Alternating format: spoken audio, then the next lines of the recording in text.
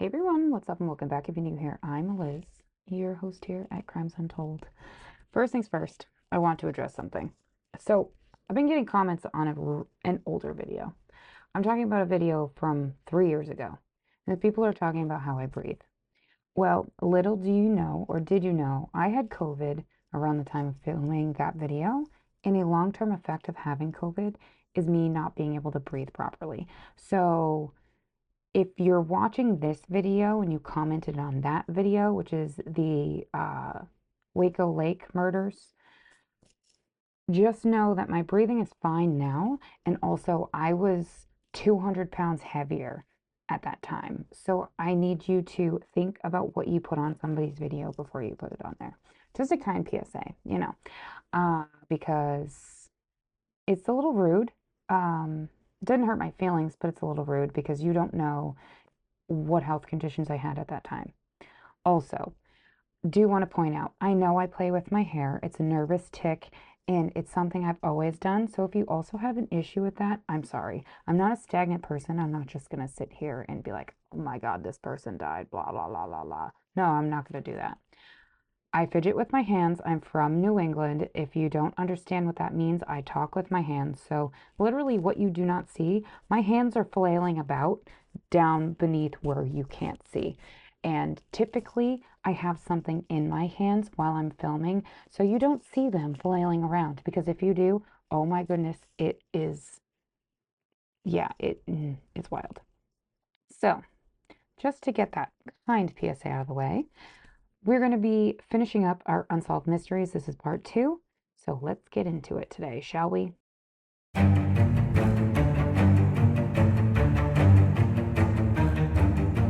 So to continue on with this Unsolved Mysteries, the first one we're going to be discussing is that of Carolyn Wasilewski. So 14-year-old Carolyn Wasilewski was found back in 1954 in a Baltimore rail yard. So her remains were nude or almost nude. She was found laying on the railroad tracks. What is very intriguing about this is just everything in general about it. I know I just said what's intriguing about this, but literally everything about this has stumped people for a long time. Like, yeah. And so she had the name Paul written on her thigh in lipstick. Who's Paul? First question, just who's Paul? One of her fingers was broken, which indicated that she fought back against whoever attacked her. She was also covered in scratches and bruises. Her cause of death on her death certificate is that of aspiration of blood and a skull fracture. Her remains were found on the railroad tracks at Rogers Ave in Belvedere, but police believe that she actually died in a field many miles away, and she was disposed of from a car, so literally like thrown out of said car on the bridge onto the tracks below. Yeah, so car passing by, here she goes, thrown out of car. She more than likely was still alive when she was thrown out onto the tracks too, which is kind of sad. So they couldn't determine whether or not she actually died on the tracks or died in the field, but I'm pretty sure that she died after she was thrown out onto the tracks. In an article listed in the Daily News that was released back on November 12th of 1954, the article states that there was a tire print on the railroad bridge that was believed to be the best clue to her case.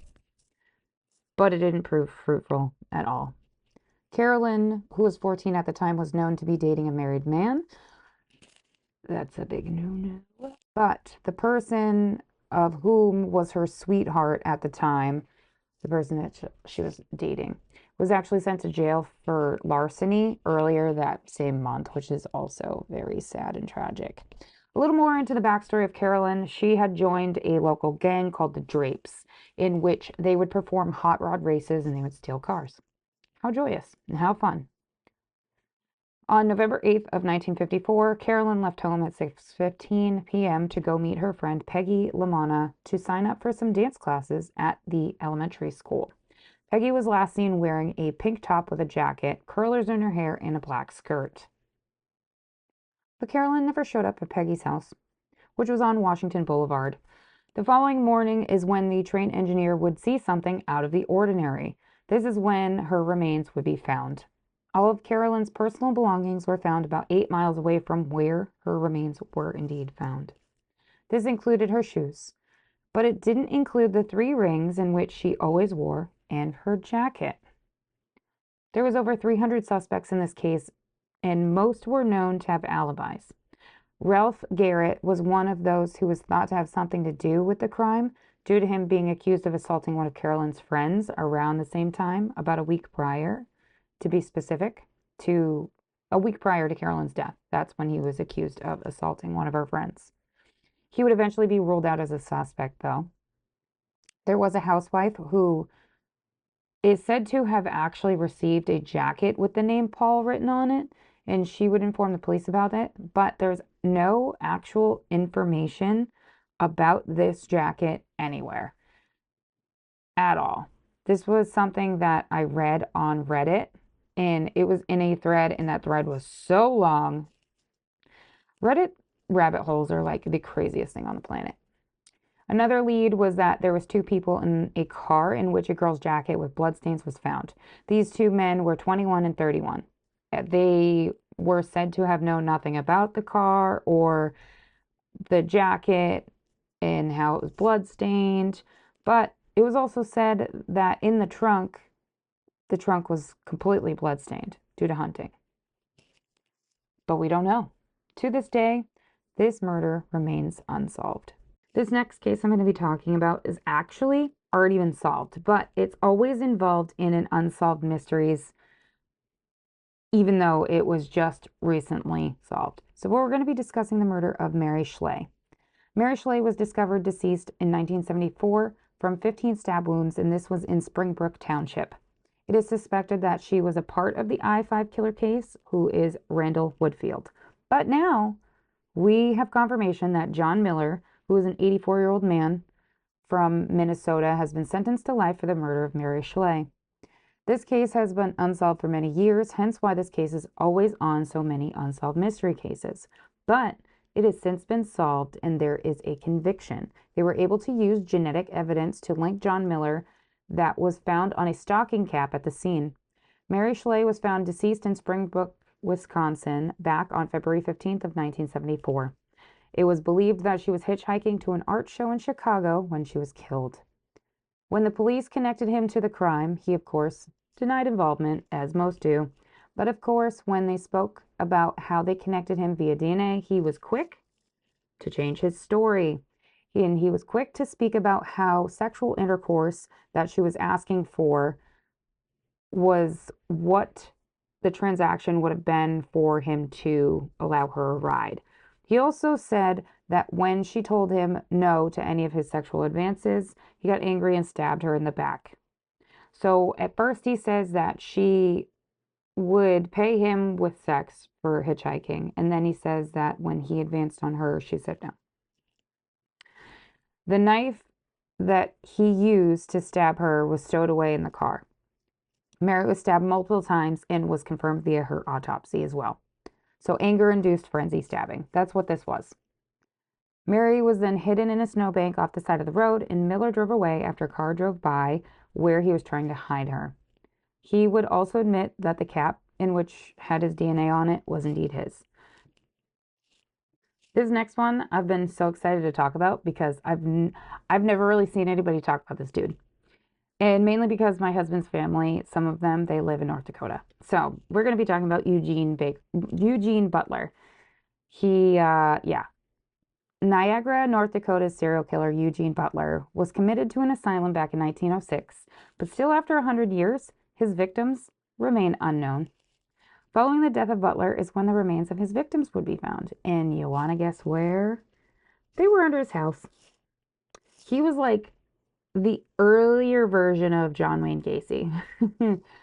But we don't know who they are. The remains were a total of 6 in particular.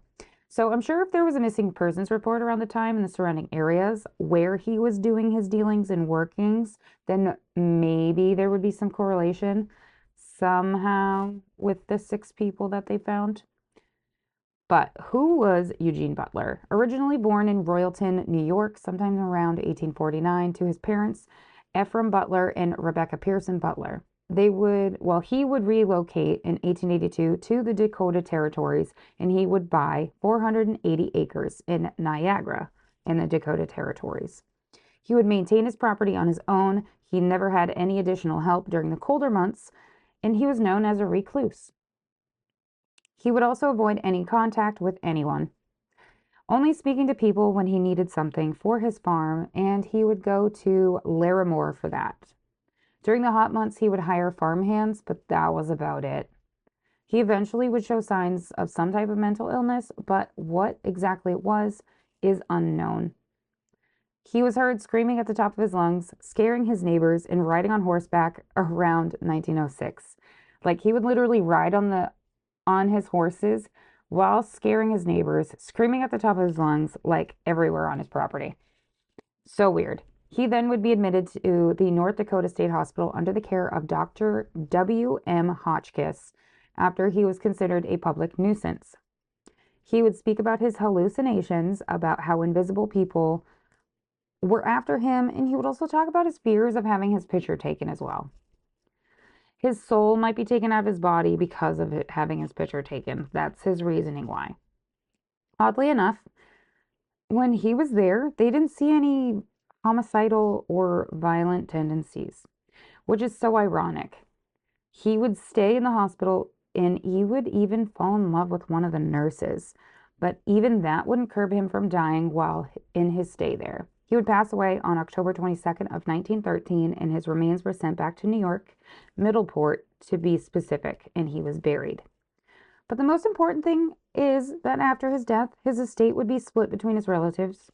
One relative was having the home renovated and the farm excavated when they found skeletons close to the home's foundation. All suffered from trauma or crushing of the skull, more than likely from a sharp instrument. 2 of the remains have broken legs. It is thought that the remains might belong to a family. 5 sets of the remains of the 6. Police would later state that the remains belonged to young men, one of whom was a young male between the ages of 15 and 18, and one in particular had a crooked nose.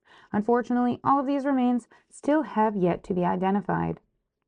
Some of the bones have been stolen, possibly as souvenir hunters, like they stole them after remains were boxed up and then brought to the sheriff's office. It's also believed that maybe Eugene Butler used a trap door in the foundation of his home, and that's how he was able to conceal the bodies under his home, and he would cover them back up with black dirt and red clay. It's also believed that maybe he might have killed due to the ideation of somebody robbing him or stealing from his house. They do know, and they are well aware, that he literally just had money lying around his home, like a lot of it, and maybe they were trying to steal his money, or it was the farmhands that he hired during the summer. Either one makes sense, but this is still unsolved. So the last one I'm going to be talking about is Joanne Lee Reynolds, but there's also going to be part 3 to this, and the part 3 will come out relatively soon after this one, and then I'm going to start into the Beauty Queen Killer. Yep, I'm really excited for that one.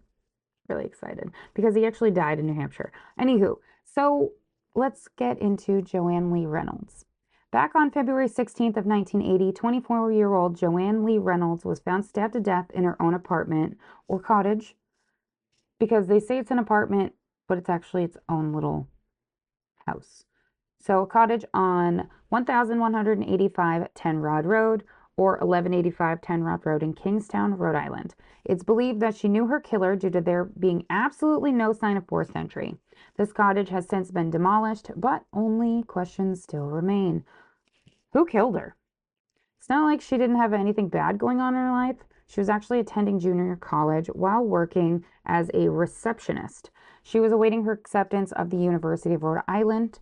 We do know that she was attacked between midnight and 10 a.m. on February 16th of 1980 with a long-bladed hunting knife. Her neighbors heard nothing and saw no one with her. The only thing they noticed or saw is that she came home late the night prior. That's it. These were her neighbors in the apartment building, literally right next to where she was living. There was no fingerprints or potential, like, any other forensic evidence found at the scene. In 2012, the case was reopened, but there was no potential suspects after the case was reopened. At this time, there's still no suspects, and this case is still unsolved. So that, my friends, is part 2 of Unsolved Mysteries, and I will see you in my next one.